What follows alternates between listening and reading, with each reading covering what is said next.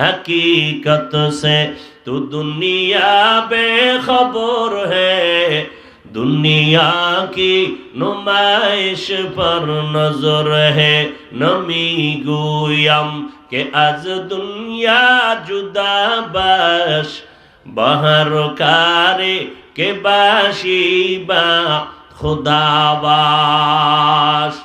अरे আল্লাহর বান্দা, মানুষের মধ্যে ইচ্ছা শক্তি নামের একটা শক্তি আছে। আল্লাহ তাআলা বলেন ওয়াশ-শামসি ওয়া দুহাহা ওয়াল কমারি ইযা তালাহা ওয়ান নাহারি ইযা জাল্লাহা, এরপর কি ওয়াল লাইলি ইযা ইয়াগশাহা ওয়াস সামাই ওয়া মা বানাহা ওয়াল আরদি ওয়া মা তাহাহা ওয়া নাফসিন ওয়া মা সাওয়াহা ফাআলহামাহা ফুজুরাহা ওয়া তাকওয়াহা। আল্লাহ তাআলা বলেন, প্রায় ৮টা-৯টার কসম খাইয়া আল্লাহ তাআলা বলেন, মানুষের মধ্যে এমন একটা শক্তি আমি আলাদা দিলাম যেই শক্তি পশুর মধ্যে নাই, ফেরেশতার মধ্যে নাই। এই মানুষগুলো মন চাইলেই চুল কামাইতে পারে, মন চাইলে চুল বড় করতে পারে, মন চাইলে দাড়ি রাখতে পারে, মন চাইলে কাটতে পারে, মন চাইলে ক্যাপ লাগাইতে পারে, মন চাইলে বান্দা টুপি লাগাইতে পারে, মন চাইলে মসজিদে ঢুকতে পারে, মন চাইলে হিন্দুদের মন্দিরেও ঢুকতে পারে। পারে না? পারে না? যখন বান্দা মন্দিরের ইচ্ছা শক্তিটারে দরজায় তালা লাগাইয়া আল্লাহর ঘর মসজিদে ঢুকবে, তখন সে ফেরেশতার থেকে দামি। আর মসজিদের ইচ্ছা থাকা সত্ত্বেও যখন বান্দা গান বাজনার প্যান্ডেলে ঢুকবে, যাত্রার প্যান্ডেলে ঢুকবে, তখন সে ফেরেশতাও না, পশুও না, পশুর থেকেও বড় খারাপ। যদি মসজিদে ঢুকে তো ফেরেশতা না, তার থেকেও দামি। যদি গানের প্যান্ডেলে ঢুকে তো শুধু পশু না, পশুর থেকেও খারাপ। এই গুণটা, এই অবস্থাটা মানুষের মধ্যে আল্লাহ দিয়েছেন। কেন? আল্লাহ এটা একটা পরীক্ষা নিবেন। কি নিবেন? ওয়ালানাবলুওয়ান্নাকুম বিশাইইম মিনাল খাউফি ওয়াল জুই ওয়া নাকসিম মিনাল আমওয়ালি ওয়াল আনফুসি ওয়াস সামারাত ওয়া বাশশিরিস সাবিরিন। আল্লাহ তাআলা বলেন, আমি অবশ্যই পরীক্ষা করব মুমিনদেরকে 5টা জিনিসের মাধ্যমে, ভয়ের মাধ্যমে, ক্ষুধার মাধ্যমে। ও বান্দা, আমি আল্লাহ তোমার জীবনের ঘাটতির মাধ্যমে পরীক্ষা নিব, ফল ফসলের ঘাটতির মাধ্যমে পরীক্ষা নিব, মালের ঘাটতির মাধ্যমে আমি তোমার পরীক্ষা নিব। যদি পাস করতে চাও, একটা পুঁজি তোমার লাগবে, ধৈর্য। কি লাগবে? আল্লাযী খালাকাল মাউতা ওয়াল হায়াতা লিয়াবলুয়াকুম আইয়ুকুম আহসানু আমালা ওয়া হুয়াল আজিজুল গফুর।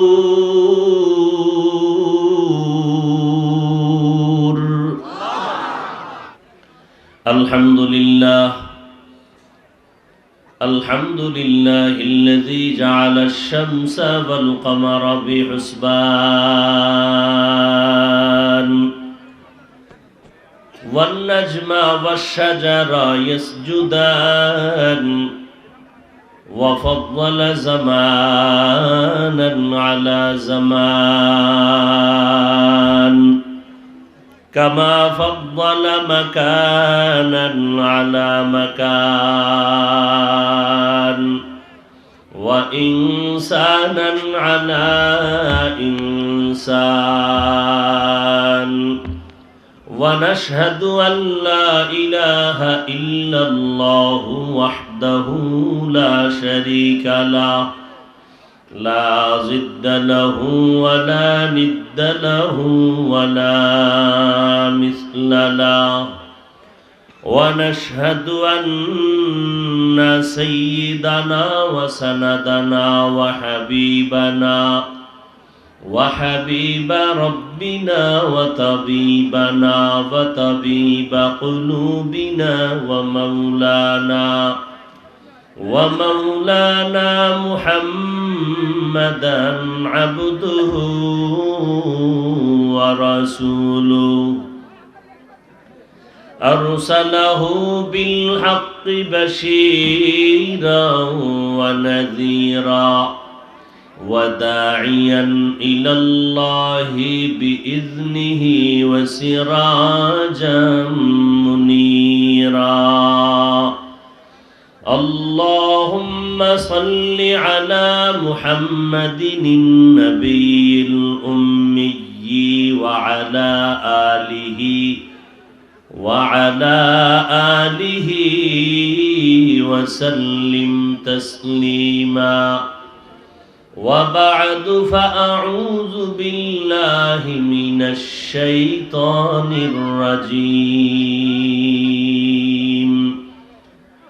بسم الله الرحمن الرحيم الرحمن علم القرآن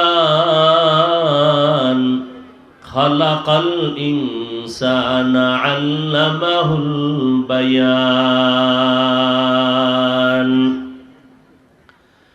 وقال النبي صلى الله عليه وآله وسلم خيركم من تعلم القرآن وعلمه أو كما قال النبي عليه الصلاة والسلام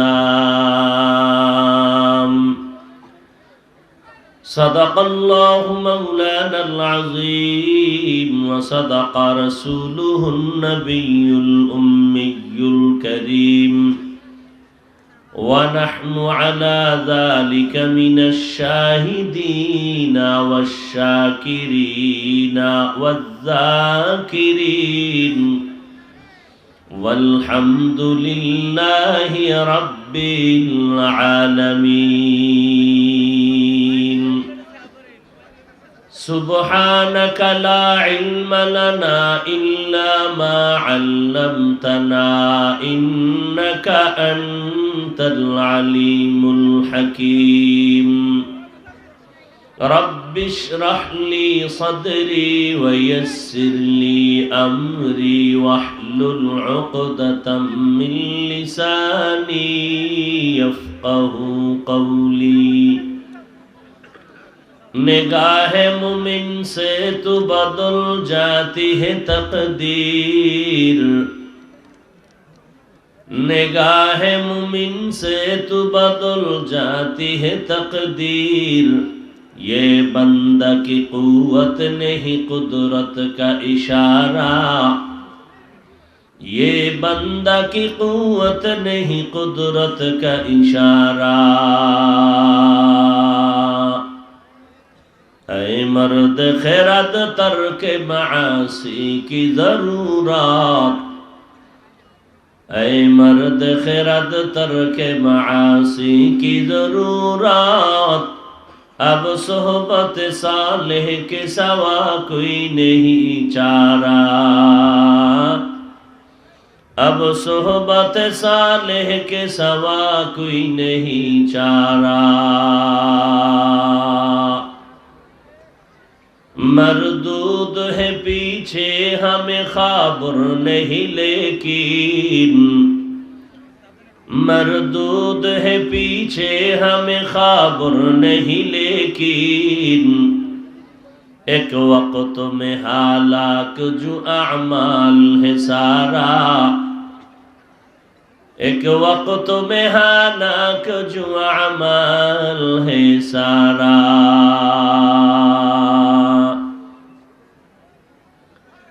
महती ए महफिले उपस्थित मोहतरम सम्मानित सभापति हजरत मौलाना अकबर हुसैन दामत बरकातुहुम मौलाना अब्दुल अजीज दामत बरकातुहुम प्रधान अतिथि मरहुम हजरत पीर साहेब चरमनाई रहमतुल्लाह अलैहिर सुयोग्य खलीफा पीर कामिल प्रिंसिपाल मौलाना अब्दुल मजीद दामत बरकातुहुम पीर साहेब मोरेलगंज अन्यान्य हजरत उलामाए केराम विभिन्न एलाका थेके आगत अल्लाह पाकेर आशिकीन जाकिरिन शाकिरिन मुहिब्बिन मुरुब्बियान एजाम कलिजार टुकरा आमार समबयसी युवक बंधुगण स्नेहेर छोटो भाई पर्दार आड़ाले सम्मानिता मा ओ बोनेरा আল্লাহ পাকের দরবারে শুকর যে আল্লাহ পাক এই ফিতনার যুগে হাজারো লাখো মানুষের ভেতর থেকে বাছাই করে আমাদেরকে এই সুন্দর পরিবেশ বেহেশতের বাগানে আশা বসার তৌফিক দান করেছেন। নিয়ামতের শুকর আদায়ার্থে সকলেই জবান খুলে পড়ি আলহামদুলিল্লাহ। আর রহমান, রহমান হলেন তিনি, আল্লামাল কুরআন, কোরআন শিক্ষা দিলেন যিনি। খালাকাল ইনসান, রহমান হলেন তিনি, মানুষ সৃষ্টি করলেন যিনি। আল্লামাহুল বায়ান, রহমান হলেন তিনি, বয়ান শিক্ষা দিলেন যিনি। নবীজি বলেন, খায়রুকুম মান তাআল্লামাল কুরআনা ওয়া আল্লামা, তোমাদের মধ্যে সর্বশ্রেষ্ঠ ওই ব্যক্তি যারা কোরআন শিখে অন্যদেরকেও শিক্ষাদান করে। এই শ্রেষ্ঠ মজলিসের এটাও এক শ্রেষ্ঠ মজলিস, কারণ এখানে কোরআন সুন্নারই কথা হবে। কোরআন সুন্নার কথা যারা জানে না তারা জানবে, জাননেওয়ালারা মানার মতো অন্তর তৈরি করবে। মানার ক্ষেত্রে যাদের সামনে বাধা, এ বাধার থেকে তওবা করে ফিরে আসবে। অতএব এই মজলিসটা বড় মূল্যবান। এর দাম কত? বসার সাথে সাথে জিন্দেগির সব গুনাহ মাফ। রাত্রে হাদিস দেখলাম, আল্লাহর রসুল বলতেছেন, যদি কোনো মানুষ আহলে হক উলামা, আউলিয়ায়ে কেরাম, আল্লাহওয়ালা এদের মোলাকাতের জন্য ঘর থেকে বের হয়, সাথে সাথে আল্লাহ তাদের সাথে ৭০,০০০ এক ফেরেশতাদের কাফেলাকে সাথে দিয়ে দেয়। পুরা রাস্তায় হাঁটতে হাঁটতে আসে, ফেরেশতারা তাদের জন্য দোয়া করে, এখানে আসিয়াও দোয়া করতে থাকে। আল্লাহ বলেন, নবীজির মাধ্যমে এই প্যান্ডেলে বসার সাথে সাথে জীবনের সমস্ত গুনাহ আল্লাহ মাফ করে দিয়েছেন। এত দামি এই মজলিস। তো যে আয়াত আমি পড়েছি আপনাদের সকলেরই মুখস্থ করা একটি আয়াত। আল্লাহ পাক রব্বুল আলামিন এই আয়াতগুলো কোন প্রেক্ষাপটে অবতীর্ণ করেছিলেন, যেটাকে শানে নুজুল বলা হয়, পটভূমি বলা হয়। পৃথিবীতে আল্লাহ মানুষ যখন সৃষ্টি করলেন, এই সিদ্ধান্তের উপরে যে মানুষ হবে সৃষ্টির শ্রেষ্ঠ। নূরের সৃষ্টি ফেরেশতারাও শ্রেষ্ঠ না, আগুনের সৃষ্টি জিনেরাও শ্রেষ্ঠ না, একমাত্র মানুষ, মাটির সৃষ্টি মানুষ হলো শ্রেষ্ঠ। সিদ্ধান্ত কার? জবান খুলে বলেন। আল্লাহ পাকের এই সিদ্ধান্ত স্থায়ী না অস্থায়ী? আল্লাহর এই সিদ্ধান্তটা জানা থাকলে বলেন তো, মানে নাই কে? কে মানে নাই? ইবলিস শয়তান মানে নাই যে না, মাটির সৃষ্টি মানুষ শ্রেষ্ঠ হতে পারে না। আল্লাহর সিদ্ধান্ত, নূরের সৃষ্টি শ্রেষ্ঠ না, আগুনের সৃষ্টি শ্রেষ্ঠ না, মাটির সৃষ্টি মানুষ শ্রেষ্ঠ। আল্লাহর এই সিদ্ধান্তর সাথে বিরোধিতা যারা করেছিল, এখনো অনেকে করে, এরা মূলত মূল ইবলিসেরই বন্ধু বান্ধব।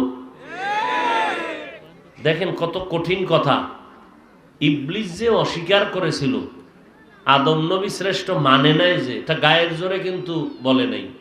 আল্লাহ বললেন, নাই তুমি আদমকে সেজদা করলা না কেন?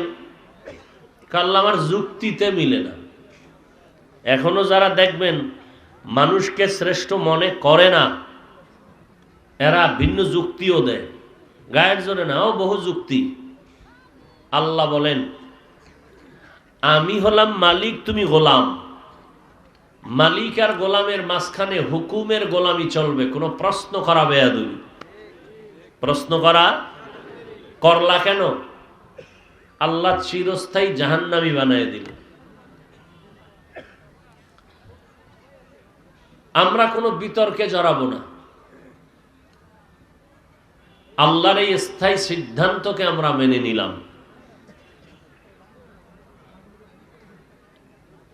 তো আল্লাহ পাক কতটা দয়াময় যে আমাদেরকে শ্রেষ্ঠত্ব দিয়া আমরা যেন শ্রেষ্ঠত্বকে ধরে রাখতে পারি সেই ব্যবস্থাও দিয়েছেন। মানুষকে শ্রেষ্ঠত্ব দান করলেন কেন? মানুষের শক্তি বেশি, খাইতে পারে বেশি, বরং আল্লাহ এই ব্যাপারে কি বলেন? ওয়া খুলিকাল ইনসানু যায়ীফা, আমি ইনসান জাতিকে বড় দুর্বল করে সৃষ্টি করেছি। মানুষের মতো দুর্বল কোনো প্রাণী নাই, মানুষের মতো শ্রেষ্ঠ যেমন কোনো প্রাণী নাই, ঠিক তেমনি ভাবে মানুষের মতো দুর্বল কোনো প্রাণী নাই। পিপিলিকার কাছেও মানুষ দুর্বল, মশার কাছেও আমরা বড় দুর্বল, গাভীর কাছে আমরা বড় দুর্বল, জঙ্গলের প্রাণীর কাছে আমরা বড় দুর্বল। খানার বেলায় দুর্বল, মেধার বেলায় আমরা দুর্বল, শক্তির বেলায় দুর্বল। একটা গরু যদি বলে দুধ দিব না, বনি আদমকে লাথি মারব, দুনিয়ার কোনো মানুষ ওই গাভীর থেকে দুধ দহন করে পেটে দেওয়া অসম্ভব। জঙ্গলের একটা বাঘ যদি মেজাজ গরম করে এলাকার মানুষগুলো মেরে ফেলবো, একটা মানুষ শান্তিতে থাকতে পারবে না। বরং আল্লাহ মানুষের দুর্বল বানাইয়া সৃষ্টির শ্রেষ্ঠ মর্যাদা দেওয়ার কারণে শক্তিশালী বাঘ আমার গোলামি করে, শক্তিশালী হাতি আমার গোলামি করে। আমার পাওয়ারে না, আমার সম্মান বেশি, এই জন্য করে, সম্মানের কারণে করে, এটা মনে রাখবেন। তবে আমার সম্মানটা কেন এটাও আমরা জানি না। একজনে বলবেন আমরা জিকির করি, আল্লাহরে ডাকি এই জন্য। না, তো ফেরেশতারাই তো শ্রেষ্ঠ। ফেরেশতারা তো অল টাইম আল্লাহর গুণগান গায়, ভুলেও বদনাম করে না।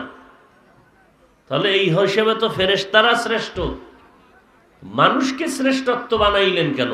চেহারা সুন্দর না, শক্তিও দুর্বল, খানার বেলায় আমরা দুর্বল। জঙ্গলে এইরকম প্রাণী আছে, কিতাবের মধ্যে আছে, এক প্রাণীর প্রতিদিনের খানা 40টা মোটা তাজা হাতি। ঢাকা চিড়িয়াখানায় লেখা আছে একটা বাঘের প্রতিদিনের খাদ্য দৈনিক 17 কেজি গোশত একটা বাঘে খায়। পারবেন খাইতে? কথা বলেন না কেন? তাহলে আমরা খানার বেলায় দুর্বল, আমাকে মেধা বেশি, এই জন্য কি এর? আমার কণ্ঠ ভালো, কিন্তু আমি একজন মুফতি সাহেবের কাছে দুর্বল। আমার দুর্বলতা আছে না নাই? আমি সব দিক থেকে কামিয়াব, পকেটে টাকা ভর্তি, কিন্তু আমি মাছওয়ালার কাছে দুর্বল। ওরে টাকা না দিলে আমার মাছ দিবে না, ঠিক নেই? তাহলে একটা মাছওয়ালা গরিব, ও যদি আমাকে সহযোগিতা না করে তো আমার কপালে মাছ নাই। চাষাবাদ করে গরিবরা, এরা যদি মাঠে হাল চাষ না করে, তা আমি গণভবন আর সংসদ ভবন আর বঙ্গভবনে বসিয়াও না খাইয়া মরা ছাড়া উপায় নাই। তাহলে আমি একদিকে অনেক সম্মানী আর একদিকে দুর্বল। কেন? সম্মান দিছি এই জন্য তোমার সম্মান পাইয়া জানো তুমি আবার বাহাদুর হইয়া না যাও। এই জন্য কোনো একদিকের তোমার সফলতা আছে, অপর দিক থেকে দুর্বলতা আছে, মাস্তানি যেন করতে না পারো। একজনে কোরআন পড়তে পারে, অর্থ জানে না, তাহলে যে অর্থ জানে তার কাছে দুর্বল। অর্থ জানে, ব্যাখ্যা জানে না, তাহলে যে ব্যাখ্যা জানে তার কাছে দুর্বল। আল্লাহ প্রত্যেকটা মানুষকে যেমন সৃষ্টির শ্রেষ্ঠ মর্যাদা দিচ্ছেন, কোন না কোনো এক সাইড আবার দুর্বল করে রাখছেন। দুর্বল করে রাখার কারণ অহংকারী যেন না হও। এবার শ্রেষ্ঠত্ব দিলেন কেন? মানুষের মধ্যে একটা স্পেশাল গুণ আছে, এটা ফেরেশতার মধ্যেও নাই, কুত্তা শুয়ার ভেড়া বকরির মধ্যেও নাই। সেটা কি? গুনাহ করা। কি করা? ফেরেশতারা গুনাহ করে? ওরা গুনাহ চিনেই না, করবে কি? এখন কথা হলো, তো গুনাহ তো পশুও করে, ফেরেশতারা করে না বুঝলাম, পশু করে না? কথা বলে। কুত্তায় কুত্তি জিনা করে না? কথা বলেন না কেন? ওরা গুনাহ বুঝে না? গুনার মজা বুঝে, ওরা গুনার কথা বল না কেন, মজা না বুঝলে করে, মজা বুঝে। তাহলে মানুষও গুনার মজা বুঝে, বুঝে না? বুঝে না? ফজরের 4 রাকাত নামাজ পড়তে 20 মিনিট লাগবে, কিন্তু এই টাইমের মজা আছে একটা ল্যাপের ভিতরে। মজাটা বুঝেনি? বুঝেনি মানুষ? পশুও বুঝে। তাহলে মানুষ শ্রেষ্ঠ কেমনে? না, মানুষের মধ্যে একটু ব্যবধান। কি? পশু গুনার মজা বুঝে ঠিক, সাজা বুঝে না যে ভিডা আছে। মানুষ সাজা বুঝে, বুঝে না? বুঝে না? যারা বুঝে এরা লেপ ফালাইয়া ঠান্ডা পানি দিয়ে উজু করে নামাজে দাঁড়ায়। ঠিক? যখন দাঁড়ায় এর মর্যাদাটা ফেরেশতার উপরে।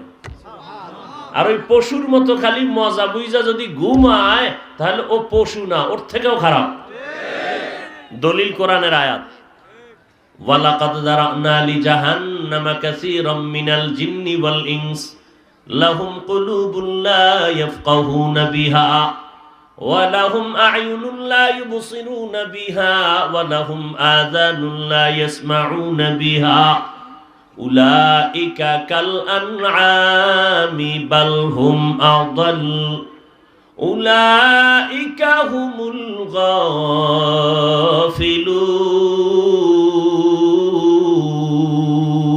গাফিলুন। আল্লাহ তাআলা বলেন অধিকাংশ মানুষ আর জিন জাহান্নামে যাবে। কম না বেশি? কম না বেশি? বেশিরভাগ মানুষ জাহান্নামে যাবে। কারণটা কি? আল্লাহ তাআলা বলেন এদেরকে আমি কলব দান করছি, একটা রাডার, একটা চুম্বক, এটা ধরা পড়বে ভালো মন্দ সব। আমি আল্লাহ পাক মানুষের এই সুন্দর একটা কলব দিলাম, পরিচ্ছন্ন আয়নার মতো। এটা দিয়া বান্দা রাডারে ধইরা ধইরা গবেষণা করবে, আসমানটা কেমনে বানাইছেন, জমিন কেমনে সৃষ্টি হলো, কথা কেমনে বের হয়। মাইকে কথা বলি, বিদ্যুতের বাতি জ্বলে, বিল দেওয়া লাগে, ব্যাটারির চার্জ চলে যায়, জেনারেটর চলবে, তেল শেষ হবে। আর আমার কথা বলার জিহ্বা নামের মেশিন যে বানানো হলো, এই জীবনে কোটি কোটি কোটি কথা সাপ্লাই দিলাম, কখনো আমার জিহ্বা ব্যথা করে না। এই মেশিনের তৈলকে দেয়, পেট্রোলকে দেয়, অকটেনকে দেয়। একটা সেকেন্ডের জন্য আমার নতুন করে অকটেন নেওয়া লাগলো না। এই জিহ্বা ব্যথা করে না, মাঝে মাঝে মাথা ব্যথা করে, কথা বলতে বলতে গাল ব্যথা করে, জিহ্বা ব্যথা করে না। এই যে একের পর এক কথা বের হচ্ছে, এর পেছনে একজন মিস্ত্রি আছে না নাই? কলবওয়ালা চিন্তা করবে কে কথা বলায়, এই খুঁজা খুঁজা বের করে বলবে কেউ না, এর পেছনে একজন মালিক আছেন, তিনি আমার আল্লাহ।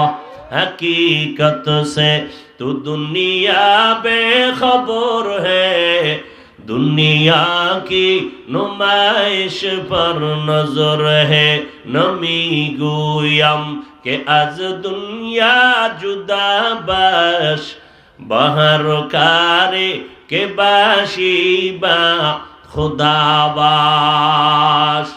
আরে আল্লাহর বান্দা, মানুষের মধ্যে ইচ্ছা শক্তি নামের একটা শক্তি আছে।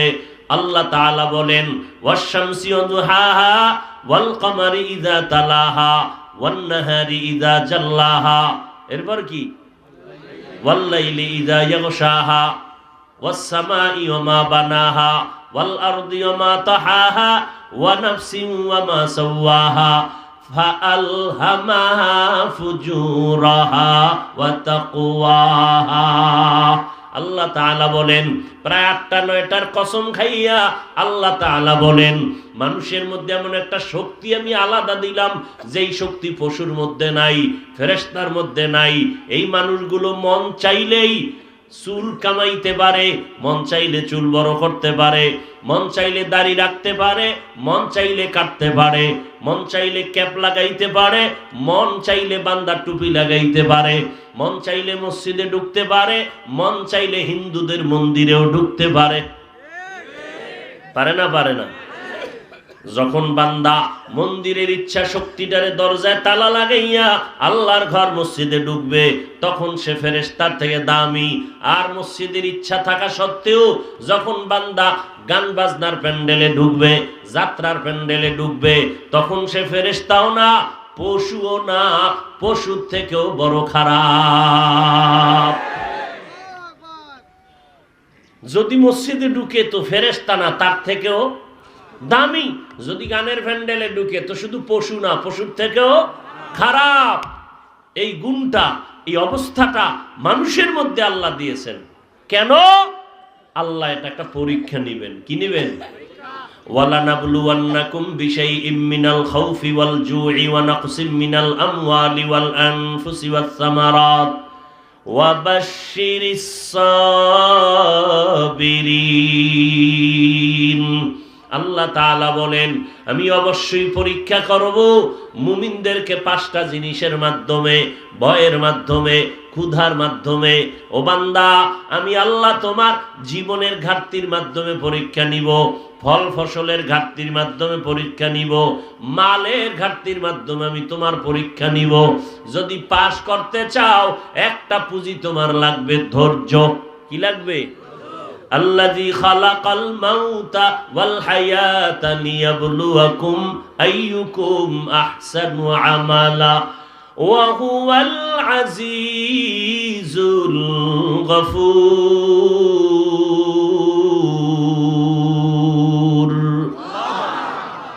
আল্লাহ মানুষকে বানাইছেন আমলের পরীক্ষা নিবেন। কে ভালো আমল করে, কে উত্তম আমল করে, কে গুনাহ করে, কে নেক আমল করে, আল্লাহ এটা পরীক্ষা নিবেন। আল্লাহ পাক রব্বুল আলামিন এটা দিয়ে তো ছাইরেই দিলে হয়ে যাইতো। কয় না, এই মানুষগুলো যেন নফসের ধোকায় পড়িয়া গুনার দিকে না যায়, যদিও চইলা কেউ যায় আবার যেন ফিরিয়ে আসে। এই জন্য আল্লাহ 2টা ব্যবস্থা দিলেন।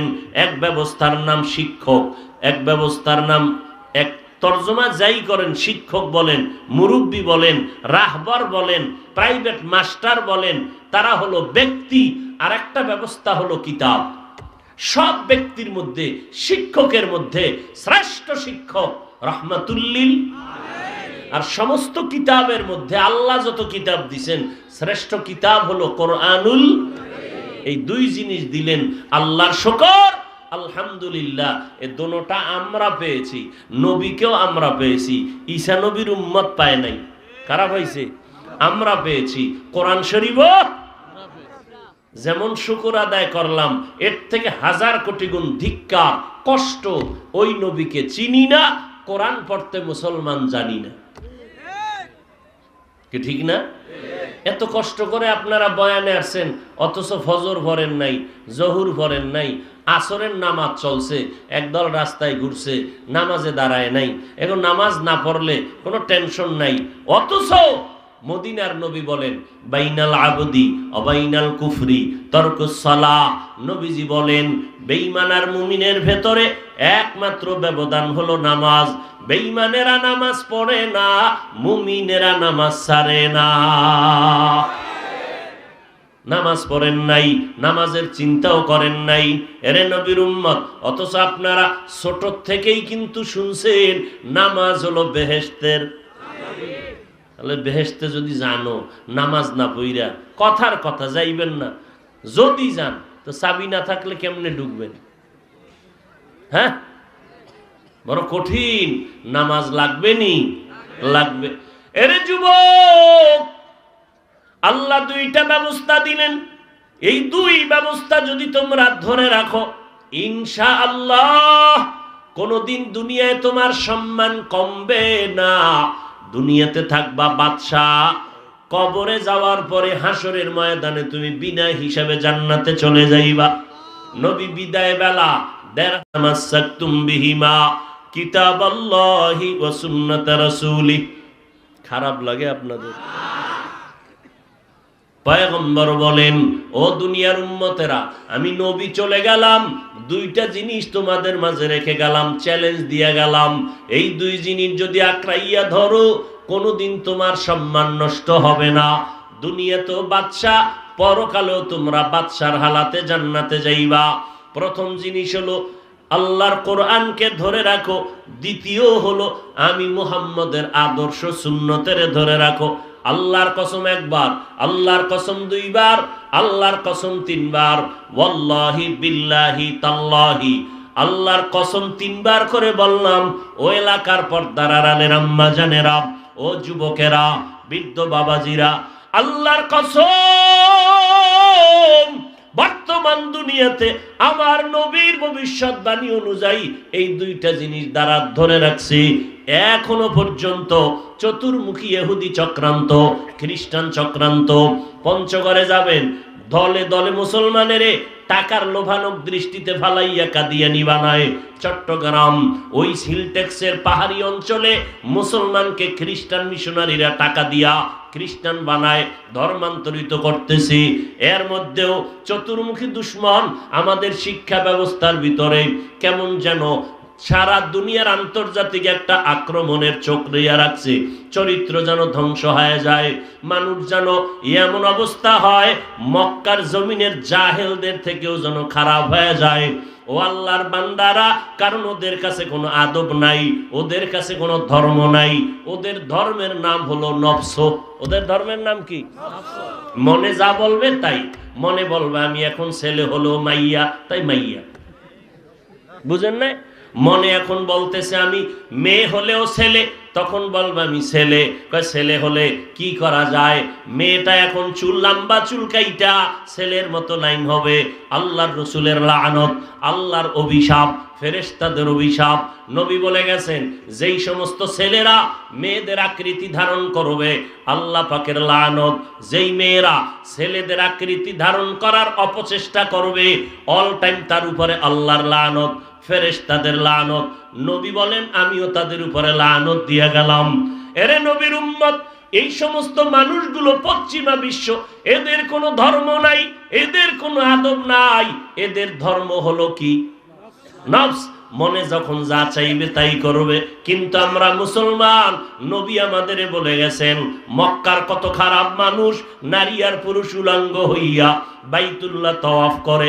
কত খারাপ তারা, কত খারাপ। যেই বাইতুল্লাহর দিকে তাকাইলেই গুনাহ মাফ। সুবহানাল্লাহ। না যেই বাইতুল্লাহর কিনারায় এক রাকাত নামাজ আদায় করবেন, বিনিময় কত পাবেন? এটাও পারেন না। কয় লাখ? ইন্না আউওয়ালা বাইতুন মুযিআ লিন-নাসি লাল্লাযী বিবাক্কাতা মুবারাকান ওয়া হুদা, মুবারাকান ওয়া হুদাল লিল আলামিন। আল্লাহ হেদায়েতের ঘর বানাইছেন। পৃথিবীটা বানাইয়া প্রথম বানাইছেন একটা ঘর, বসবাসের না হেদায়েতের? হেদায়েতের ঘর। বসবাসের ঘর বানান নাই কেন? পৃথিবীর চিফ গেস্ট মানুষ। পৃথিবীর চিফ গেস্ট কে? প্রধান মেহমান কে? মানুষ। প্রধান মেহমান কি সারা জীবন থাকতে আসেন? হ্যাঁ, তাহলে মানুষ হলো জমিনের চিফ গেস্ট। আজীবন থাকবে? কিছুক্ষণ থাকবে। কেন? জান্নাতের টিকিটটা ওকে করবে, এরপরে ওখানে যাবে, দুনিয়ায় করবে ইবাদত আর আরামে ঘুমাবে। আল্লাহ বানায় রাখছেন সেজন্য জান্নাত। সেই জান্নাতটা পাওয়ার জন্য দুনিয়াতে দুই ব্যবস্থা নিয়ে চলো, সম্মান কমবে না। এক ব্যবস্থা কোরআন, দ্বিতীয় ব্যবস্থা নবীর আদর্শ। বর্তমানে এত দুশ্মনের মাঝে আজও যাদের কাছে কোরআন আছে, নবীর সুন্নাত আছে, এদের মতো সম্মানে শান্তিতে এখনো দুনিয়ায় কেউ নাই। আল্লাহর নবী চ্যালেঞ্জ দিলেন, কোরআন ধরে রাখ, নবীর আদর্শ ধরে রাখ, মরণ পর্যন্ত সম্মান কেউ কেড়ে নিতে পারবে না। এত দুশ্মন চতুর্মুখী, এরপরও আল্লাহর শুকর, কোরআনওয়ালাদের সম্মান এখনো কমে নাই, এখনো কমে নাই। চেয়ারম্যান দেখলে কয় হুজুর দোয়া করবেন, এমপি সাহেব দেখলে বলে দোয়া চাই, মন্ত্রী দেখলে বলে দোয়া চাই। এটা টাকা দিয়ে কেনা যায়নি? হ্যাঁ,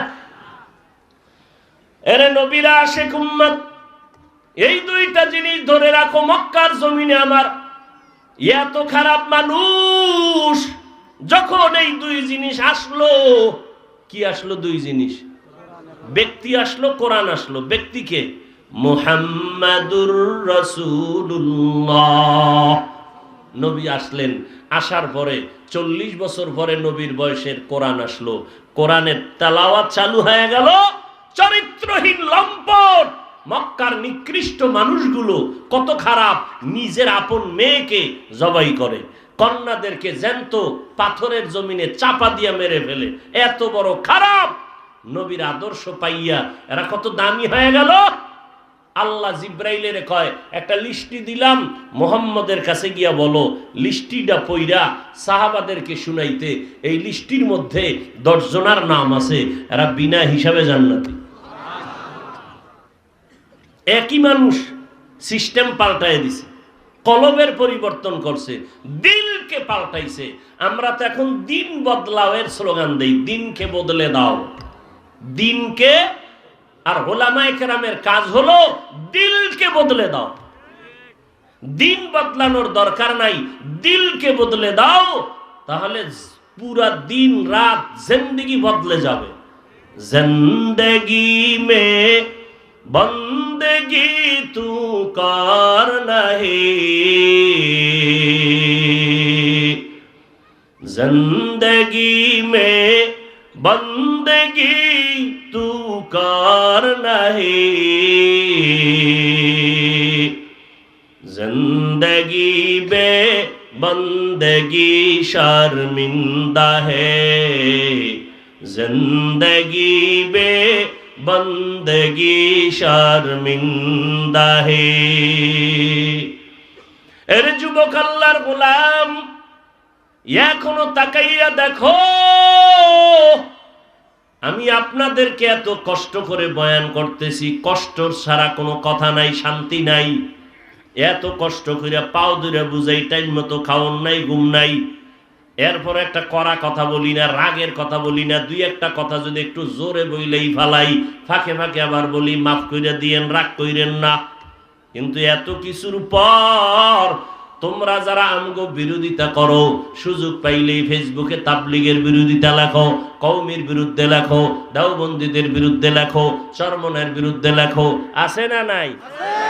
ও আল্লাহর বান্দারা, আমাদের অন্তরে কোনো দুঃখ নাই। আমি তোমাদেরকে হুজুর বানাইবার জন্য ঢাকা থেকে এখানে আসি নাই। আমি বলবো যুবক রে, স্কুলে আসো আলহামদুলিল্লাহ, কলেজে পড়ো আলহামদুলিল্লাহ, চাকরি করো আলহামদুলিল্লাহ, ব্যবসা করো আলহামদুলিল্লাহ। জীবনে তোমার মাদ্রাসা আসার দরকার নাই। তাবলীগে না গেলে জাহান্নামে যাবা, কথা বলি নাই, বলবো না। তুমি পীরের কাছে যদি না যাও জাহান্নামে যাইবা, তাও বলবো না। বরং তুমি যেখানে আছো ওখানেই থাকো, দিলকে বদলাইয়া দাও। স্কুলে পড়ো, বাধা নাই, নামাজ 5 বেলার পড়ো, মা বাবার দোয়া নিয়ে চলো, ওলামাদের পরামর্শ নিয়ে চলো, জবানটাকে হেফাজত করো। আল্লাহ তোমাকে ডাক্তার বানাইয়াও সম্মানের চেয়ার দিবেন। সম্মানিত ডাক্তার নাই? 5 বেলার নামাজ পড়ে, রুগীও দেখে, টাইম মতো নামাজও পড়ে, কোরআন তেলাওয়াত করে। যাও ঢাকা বিশ্ববিদ্যালয়ে যাও। তোমার মতো যুবক জীবনে মাদ্রাসায় পড়ে নাই, পেছন দিক দিয়া তাকাইলে মনে হবে মাথায় পাগড়ি, বিশাল দাড়ি, লম্বা জামা, বাইতুল মোকাররমের খতিব, কিন্তু জীবনে মাদ্রাসায় পড়ে নাই। ভাই আপনার এমন হালাত কেন? বলে আমি ঢাকা কলেজে পড়ি, আর কোরআনওয়ালাদের সাথে আমি লাইন লাগায় রাখছি। তো তোমার ডাক্তার হওয়া তো বাধা নাই, ইঞ্জিনিয়ার হও, বাধা নাই। বরং আমি উৎসাহ দিচ্ছি, ইঞ্জিনিয়ার হও, ডাক্তার হও, প্রফেসর হও, বেয়াদব হইও না। খবরদার, বেয়াদব হইও না, তাহলে জীবন শেষ। ডাক্তার হইয়াও যদি তোমার ভিতরে আদব না থাকে, তো ডাক্তার হলেও জুতার বাড়ি তাসলিমার মতো। কি তাসলিমা নাসরিন এমবিবিএস ডাক্তার, শান্তি আছে কপালে? বাইরে যাইয়া এখন পঙ্গু হয়ে বিছনায় পড়ে রয়েছে, শুধু একমাত্র কারণ গাদ্দারি আর বেয়াদবি। বড় কঠিন জিনিস, মায়ের সাথে বেয়াদবি, শিক্ষকের সাথে বেয়াদবি, মুরব্বীদের সাথে বেয়াদবি, এগুলো আল্লাহ পছন্দ করেন না। অতএব আদব নিয়ে চলো, ডাক্তার হও, সম্মানের ডাক্তার হও, ইঞ্জিনিয়ার হও, সম্মান বজায় রেখে ইঞ্জিনিয়ারগিরি করো। মরলেও মানুষ শ্রদ্ধা করে দোয়া করবে। সেই জন্য লাগবে তোমার চরিত্র সুন্দর করা। কিন্তু যেই মোবাইল হাতে নিছো, এ চরিত্র সুন্দর কেন? চরিত্র বলতে যে একটা জিনিস আছে, এটাই ভুলে যাইতেছো। আমরা হুজুরেরা বলার কারণে তুমি বলতেছো আমরা পাগল হয়ে গেছি, আর তুমি যে ডাইরেক্ট পাগল হইয়েই আসো, এটা তোমার বুঝারও মেধা নাই। রাস্তার পাগলই কি মনে করে আমি পাগল? ওরে যদি কন নাই তুই পাগল, আরে দিবে ধমক। পাগল বলছো কেন? দৌড়ানি দিবে, কি ঠিক না? তাহলে তোমার চরিত্র এত খারাপ, মার অন্তরে কষ্ট, বাবার অন্তরে কষ্ট, শিক্ষকের অন্তরে কষ্ট, তোমার বেয়াদবি দুশ্চরিত্রের আচরণের কারণ। এতগুলো বরদোয়া নিয়া জীবনে সফল হতে পারবা না। যদি হতে চাও তাড়াতাড়ি তওবা করো, স্কুলে পড়ো, কলেজে পড়ো, তওবা করে আদবের সাথে চলো, মা বাবার দোয়া নাও, আলেমদের পরামর্শ নিয়ে চলো, জিন্দেগি ফুলের মতো হয়ে যাবে ইনশাআল্লাহ।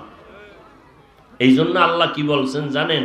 আর রহমান আল্লামাল কোরআন খালাকাল ইনসান। আমি এমন রহমান, কোরআন শিখাইছি, এরপরে মানুষ সৃষ্টি করেছি। আল্লাহ তাআলা এমন বললেন, অথচ আমরা দেখি তার উল্টা। দুনিয়াতে আমরা আগে আসছি, তারপরে বড় হইয়া কোরআন শিখছি। আল্লাহ কয় না না, আমি আগে তোমাদের কোরআন শিখাইছি, তারপরে মানুষ বানাইছি। বুঝেননি কিছু? আল্লাহ উল্টা বললেন কেন? আল্লাহ তাআলা কথা দিয়া বুঝাইতে চান, আমার কাছে সব মানুষের কোনো দাম নাই। এই দুনিয়াতে কত মানুষ আছে আদমের বংশের পরিচয় মানুষ, আসলে মানুষ না। জন্মগত মানুষ, আসলে মানুষ না।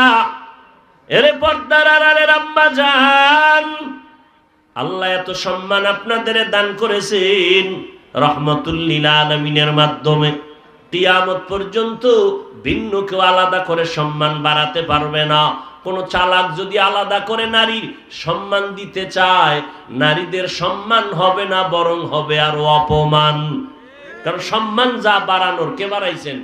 আল্লাহ বাড়ায় দিছেন। কারণ কি এত সম্মান? মহিলারা, আম্মা জানেরা, নবী না, নবীদের মা, সাহাবায়ে কেরামদের মায়ের মতো মা। এই স্টেজে 4টা সন্তান হাফেজে কোরআন পাগড়ি দেওয়া হলো। এদের মায়ের কপাল কত ভালো, বাবার কপাল কত ধন্য। এরে আম্মা জান, আপনারা আলেম হাফেজে কোরআনদের মায়ের মতো মা। এত সম্মান আপনাদের এই দুনিয়ায়। আল্লাহর কসম, যত ভালো সন্তান দুনিয়াতে আসছে, চাই আখিরাতের লাইনে হোক অথবা দুনিয়ার লাইনে হোক, সব ভালোর পেছনে হলো মায়ের দোয়া, মায়ের অবদান। মা ভালো, সন্তান ভালো, মায়ের আদর্শ ভালো, ওই ঘরে একজন ডিসি হইছে, তার আদর্শও ভালো। ঠিক নি? মায়ের আদর্শের কারণে একজন ওসি সাহেবের কথা ভালো, আদর্শ ভালো, শুধু মায়ের অবদান। এই জন্য মা বোনদের যথেষ্ট পরিমাণ মেহনত করতে হবে। আম্মা জান, নামাজও লাগবে, দোয়াও লাগবে, স্বামীর মাল হেফাজত করা লাগবে, পর্দা রক্ষা করা লাগবে। ও আমার কলিজার যুবক ভাইরা, আল্লাহর মোহাব্বত নিয়ে কথা শুনলা, ভালো করিয়া শুনো। অন্যায় তো করিয়েই ফেলছো, এবার ফিরে যাও আল্লাহর পথে, নবীর তরিকায়। আল্লাহ এই জন্য বলেন, বংশগত মানুষের আমার কাছে মূল্য নাই, জন্মগত মানুষের কোনো মূল্য নাই। আমার কাছে একদল মানুষের মূল্য, ওই মানুষ জন্মগত না, বংশগত পরিচয় না। এদের পরিচয় হলো গুণের আর আদর্শের মানুষ। এরা কির মানুষ? আদর্শের মানুষ। আর দুনিয়া তাই না, আপনারা উঠা বসা করেন কেন? হ্যাঁ, এই পাগলামি শুরু করছেন। ওই যে একটু আগে বয়ান করছি না, কিছু মানুষ আছে নফসের গোলামি করে। কির গোলামি করে? ওই মন চাইলে উঠলো, মন চাইলে বসলো, কপাল পুরলে আর কি করার। রসুল যদি বয়ান করে তারপরও কপালে হেদায়াত আসে না, যদি কপাল পুড়িয়েই যায়। তো আখিরি নবীও বয়ান করলে কপালে হেদায়াত আসে না। আমি তো বান্দা হিসাবের বাইরে, তো কপাল পড়লে রহমতের নবীর বয়ানও কপালে হেদায়েত আসে না। আর মাওলায় যদি কবুল করে, তাহলে নবীর কল্লা কাটতে আসিয়াও হেদায়েত পায়। কে কে?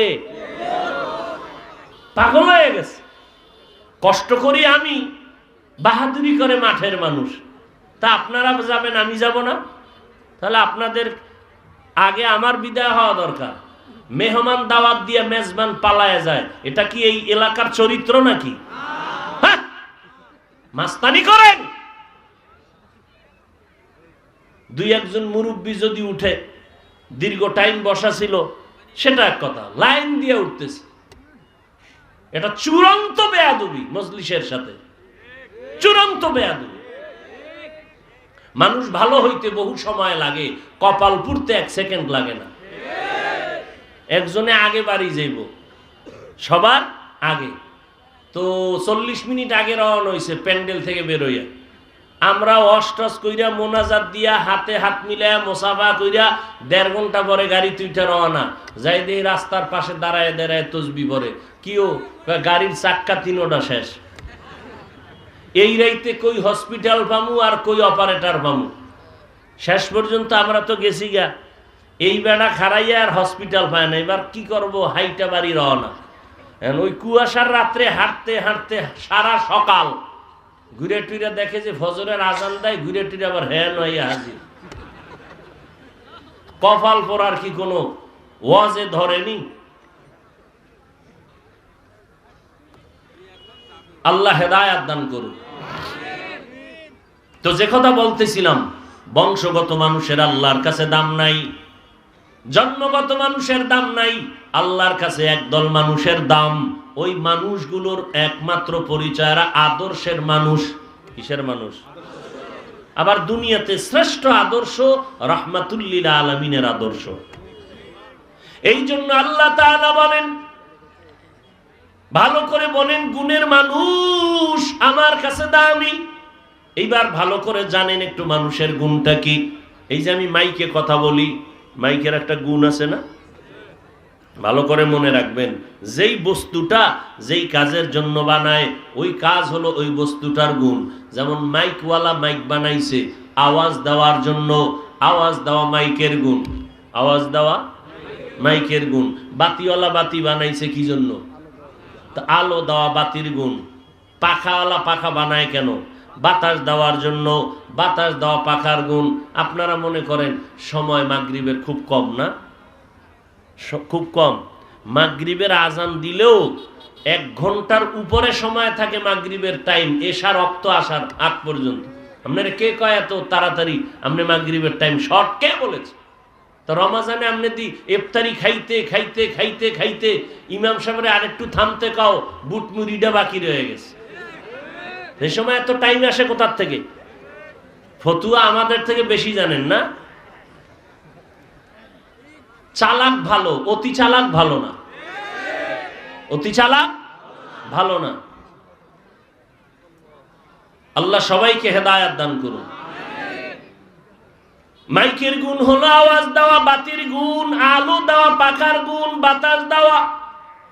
কারণ মাইকওয়ালা মাইক বানাইছে আওয়াজ দেওয়ার জন্য। তাহলে যেই জিনিসটা যেই কাজের জন্য বানায়, ওই কাজ হলো ওই জিনিসের গুণ। এবার বলেন আল্লাহ মানুষ কেন বানাইছেন? ইবাদতের জন্য। বলেন কেন? ইবাদতের জন্য। তো ইবাদত হলো মানুষের গুণ। কিন্তু ইবাদতটা কেমনে করবেন? মন মতো না নিয়ম লাগবে? নিয়ম লাগবে। নিয়ম শিক্ষার জন্য লাগবে একমাত্র আল্লাহর কোরআন। বলবেন কোরআন বুঝি না, বুঝার জন্য লাগবে হাদিস। বলবেন হাদিস বুঝি না। সর্বশেষ কোরআন হাদিস বুঝার একটা মাত্র ঠিকানা উলামায়ে আহলে হকের সোহবত। উলামায়ে কেরামের কাছে যাইয়া কোরআন শিখবেন, হাদিস শিখবেন, ইবাদত করবেন, তখন হবেন আপনি গুণের মানুষ। কারণ আপনার গুণ ইবাদত করা। ইবাদত করতে হলে আগে কি লাগবে? কি লাগবে? কোরআন হাদিসের ইলম লাগবে না? এই দিকে নজর করে আল্লাহ বলেন, আর রহমান আল্লামাল কুরআন খলাকাল ইনসান। আমি আল্লাহ মানুষ আগে বানাই নাই, আগে কোরআন শিখাইছি, তারপরে মানুষ বানাইছি। অর্থাৎ যারা কোরআন শিক্ষা আমার ইবাদত করবে তারা গুণের মানুষ। আর এই গুণের মানুষগুলো বিনা হিসাবে জান্নাতি। ও আল্লাহর বান্দারা, মানুষ হইছেন ঠিক, কিন্তু একটু হিসাব মিলায় দেখেন গুণের মানুষ হইতে পারলেন কিনা। সাহাবায়ে কেরামের এত মূল্য, 10 জন সাহাবা জান্নাতের টিকিট পাইছেন। এত ইলম, এত আমল, এত তাকওয়া, ইখলাস। এরপর ইতিহাস পড়বেন, জীবন ভর তারা কান্না করে করে গেলেন। আবু বকর কান্না করেন, নবী বলেন কাঁদেন কেন? রাতে নামাজে আবু বকর বলেন, ইয়া রাসূলুল্লাহ, আল্লাহর আদালতে কেমনে হাসরের ময়দানে দাঁড়ায় হিসাব দিব, এই ভয়ে কান্না করি। দেখছেন নি, জান্নাতের টিকিট কিন্তু রেডি। ওমরে ফারুক কান্না করে। সাহাবী জিজ্ঞাসা করেন, কাঁদেন কেন? বলে, রমজানে রোজা রাখলাম, কবুল হইল কিনা ভয় লাগে। নামাজ পড়লাম, কবুল হলো কিনা চিন্তা। কোরআন তেলাওয়াত করলাম, জাহান্নাম থেকে মুক্ত হতে পারলাম কিনা চিন্তা। ওসমান রাদিয়াল্লাহু আনহু কান্না করেন। কাঁদেন কেন? বলে, কবরে যাওয়ার পরে 3টা প্রশ্ন করা হবে, জবাব যদি দিতে না পারি উপায় কি হবে, এই ভয়ে কান্না করি। তারা যদি কাঁদতে পারেন, তাহলে আপনার আমার কাঁদতে কাঁদতে তো মইরা যাওয়া উচিত। অথচ আপনাদের কোনো কান্নাই নাই। কিছু কিছু কপাল পোড়ারা আছে, নিজেও কাঁদে না, অন্যে কান্না করলে তাও সইতে পারে না। আছে না? এটা কি শুধু কপাল পোড়া না ডবল? কিছু কপাল পোড়া ডবল, নিজেও টুপি পরে না, অন্যে টুপি পরে পছন্দ করে না। নিজেও দাড়ি রাখে না, অন্যেরা দাড়ি রাখে পছন্দ করে না। নিজেও পর্দা করে না, অন্যে পর্দা করে পছন্দ করে না। নিজেও হালাল খায় না, অন্যেরা হালাল খায় তাও পছন্দ করে না। নিজেও জিকির করে না, যারা আল্লাহর নামের জিকির করে তাও পছন্দ করে না।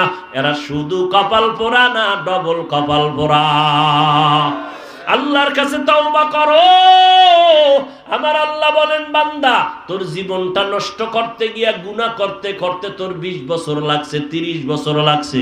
আমার কাছে যদি বলো, আল্লাহ ভুল করছি, মাফ করে দাও, তোরে মাফ করতে 30 বছর লাগবে না, একটা সেকেন্ডের সময়। আমি তোর জীবনের সব গুনাহ মাফ করে দিব। অতএব তওবা করে নাও, দোয়া কবুলের সময়। আজ যত নামাজ সারলা, বেপরদায় চললা, মনে মনে আল্লাহকে বলো, আল্লাহ, জীবনে তো কম নামাজ সারি নাই, কম বেপরদায় চলি নাই, কম জবান দিয়া গীবত করি নাই। আজকে থেকে তওবার নিয়ত করলাম, কোন দিন মরণ হবে বলা যায় না। আর নামাজ ছাড়বো না, বেপরদায় চলবো না, দাড়ি আর কাটবো না, মা বাবাকে কষ্ট দিব না। ওলামায়ে কেরামের পরামর্শ নিয়া নবীজির তরিকা মানিয়া চলবো। তওবা করার মতো যদি কারো অন্তর তৈরি হয়, মুনাফিকি না থাকে, খাঁটি তওবার নিয়ত যাদের আছে, দুটো হাত আমার আল্লাহকে দেখাইয়া দেই। আয় আল্লাহ, হাতগুলো কবুল করে নেন, তওবা কবুল করে নেন। তওবার উপরে মজবুত হইয়া চলার মতো তৌফিক দান করেন, আমিন। আলহামদুলিল্লাহি রাব্বিল আলামিন, ওয়াসসালাতু ওয়াসসালামু আলা সাইয়্যিদিল আম্বিয়া ওয়াল মুরসালিন ওয়া আলা আলিহি